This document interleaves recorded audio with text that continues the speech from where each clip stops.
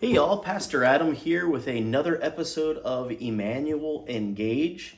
Well, it's that time of year when graduates of high schools and colleges around the country and indeed around the world begin to don their cap and gown.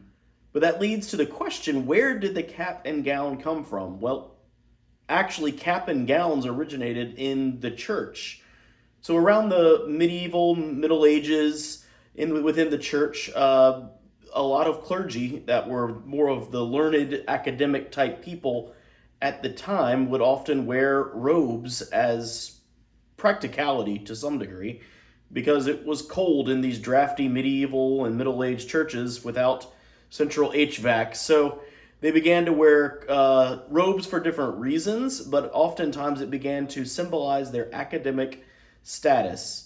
Today, we don't often wear them regularly, except at graduation ceremonies or similar robes at liturgical worships, but you'll often notice that they wear different pieces that signify their recognition, what degree they have obtained in the university or in high school or college. So high school, you'll often see them wear the square cap, which originates in the biretta, which is a square cap that is often worn by clergy. You see it more often in our Roman Catholic and our Episcopalian, although some Lutherans and other Anglican denominations do wear the biretta as a part of the clergy and the clerical dress, but it is a square cap that you'll often see. You saw it a lot as the news hit about the recent Pope being inaugurated. So you saw a lot of Roman Catholic clergy wearing that biretta, and that is where the historic square cap came from to some degree.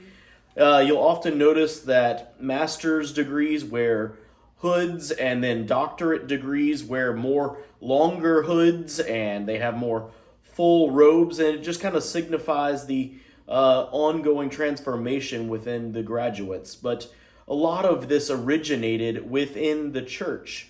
You'll often notice that people come in to pomp and circumstance and they walk down a center aisle and they'll carry things that represent the university that they're graduating from or the school that they're graduating from. They'll come in holding banners that look very similar to liturgical banners, and that's for very good reason, because it is sort of taken from the pomp and the circumstance of a worship service, of a liturgical worship service. And so I want you to think about that during when you're sitting there trying to read the program, waiting for your loved one's name to be called, for them to walk across the stage, to remember that all of this began in the church and that the church still has a call to share the good news and to teach people truth and righteousness. And that has always been the calling of the church, and that is still the calling of the church.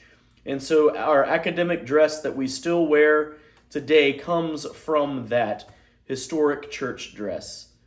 Thanks, and we'll see you next time.